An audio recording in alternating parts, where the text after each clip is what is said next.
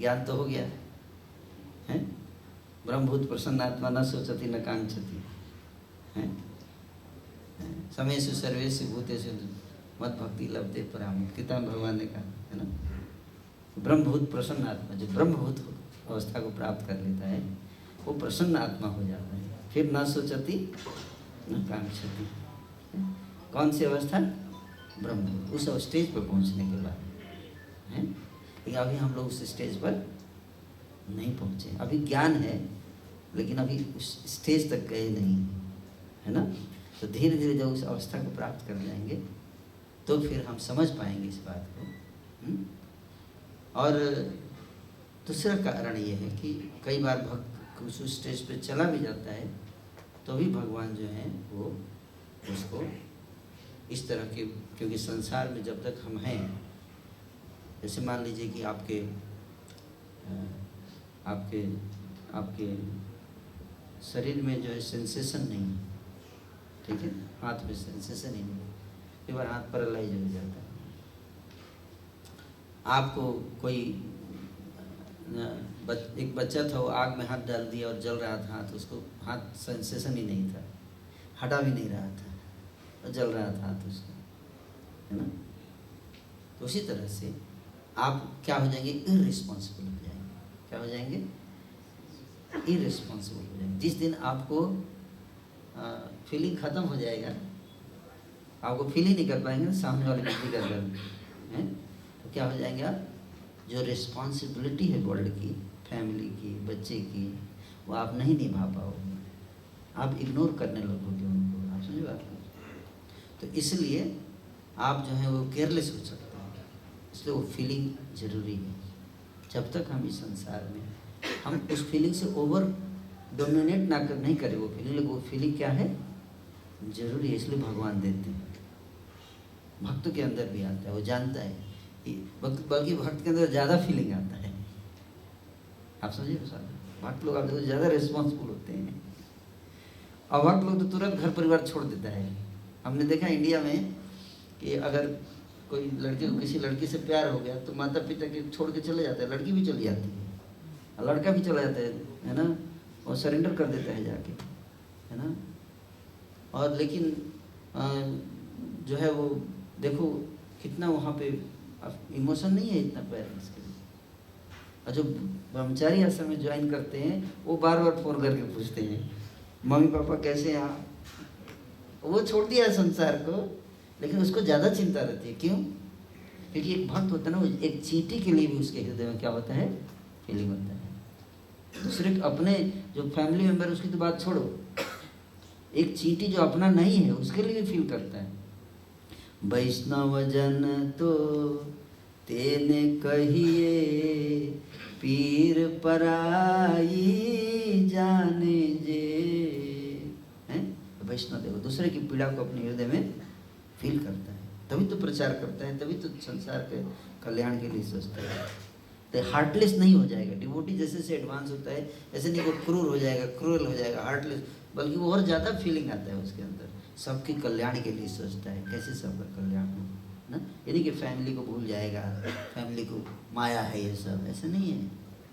समझता है ये भी भगवान के अंश हैं, इनको पेन में, उसके पेन में पेन होगा, चाहे प्रयास करे कैसे इसको यहाँ से बाहर निकाले, पर वो परमानेंट सॉल्यूशन का सोचता है, केवल टेम्प्रोरी डिजीज ठीक नहीं करने का। एक बार आज ठीक कर दे, कल से फिर से बीमारी हो जाएगी, तो सोचता है अगर ये भक्ति करे तो परमानेंट सॉल्यूशन हो जाएगा, भगवत धाम में चले जाएंगे, है ना। तो ये एक्स्ट्रा करता है भक्त, है ना, तो इसलिए व्हाट द पॉइंट या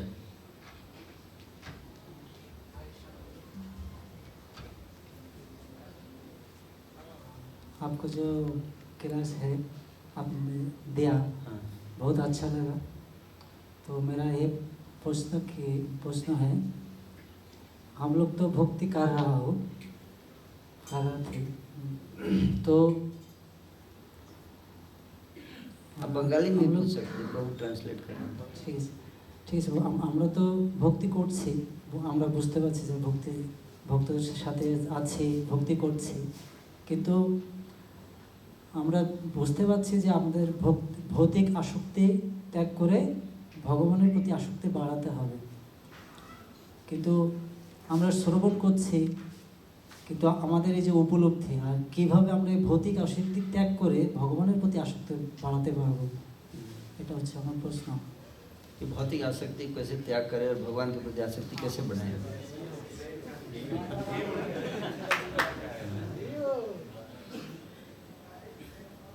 तो भौतिक आसक्ति का मतलब यही है कि हमें किसी से एक्सपेक्टेशन नहीं करना चाहिए। क्या? फैमिली मेंबर्स की सेवा करो, संसार की सेवा करो, but don't expect in return. अगर मिल जाए तो कोई बात नहीं, ले लेने का, बट अगर नहीं मिले तो एंग्री मत हो, है ना? That is the point. दूसरा क्या है, कैसे भगवान के प्रति आसक्ति बढ़ेगी।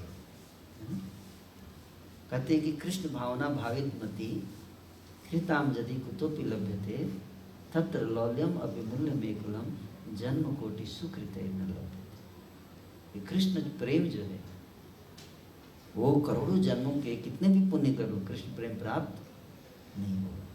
पुण्य से कृष्ण प्रेम प्राप्त, कृष्ण प्रेम केवल एक ही तरीके से प्राप्त होता है, एक ही तरीके से।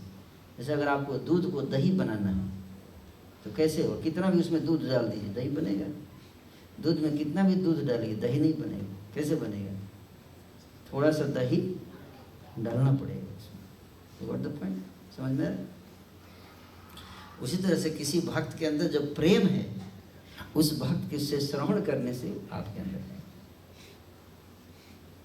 कृष्ण के बारे में सुनेंगे।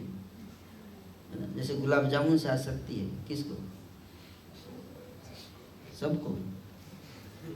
क्यों क्यों आसक्ति है? क्योंकि स्वीट लगता है, खाते हैं तो आनंद आता है।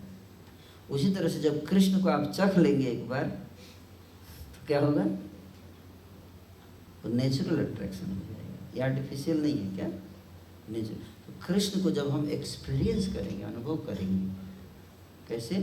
उनके बारे में श्रवण करके, श्रवण आदि शुद्ध चित्ते करे।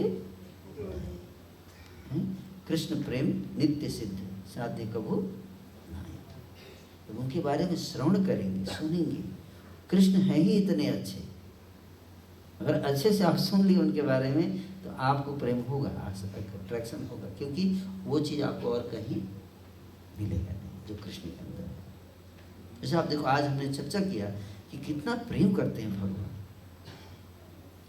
कि उनको भगा रही है गोपियाँ फिर भी, क्योंकि वास्तव में भगवान ही हमसे प्रेम कर सकते हैं। क्यों? क्योंकि भगवान है जो हमको समझते हैं, वो सब कुछ जानते हैं हमारे बारे में, हमारा सुख हमारा दुख सब जानते हैं। और भगवान तो हमसे कुछ चाहिए ही नहीं, भगवान को हमसे कुछ नहीं चाहिए, इसलिए वो हमसे रियल में प्रेम करते हैं। तो जब आप भगवान के बारे में श्रवण करेंगे, शास्त्र बताते हैं, सुनेंगे, किससे सुनेंगे? परंपरा में जो भक्तों ने बताया है उसके माध्यम से। जब परंपरा में जो ज्ञान आ रहा है, प्रभुपाद जी जो किताब बताए हैं और जो भक्त उसको एक्सप्लेन करते हैं, वो सुनेंगे। सुनते ध्यान से सुनने से वो अपने आप। लेकिन कई ऐसा नहीं कि आप लोग प्रभु जी हमारे अंदर तो प्रेम है नहीं, कई लोग ऐसा बोल रहे हैं, प्रेम नहीं तो आप यहाँ पे क्या कर रहे हैं? हम सबके अंदर प्रेम है, लेकिन और उसको बढ़ाना है, कुछ लेवल तक है और बढ़ेगा धीरे धीरे। और भगवान की योजना है इसके अंदर, लेकिन हमें श्रवण ज़्यादा से श्रवण करने से ही प्रेम बढ़ता है। कैसे? श्रवण अधिक से अधिक, जितना ज़्यादा कर सके भक्तों से श्रवण। ठीक है, one answer is Shravan. Okay, I think Hare Krishna.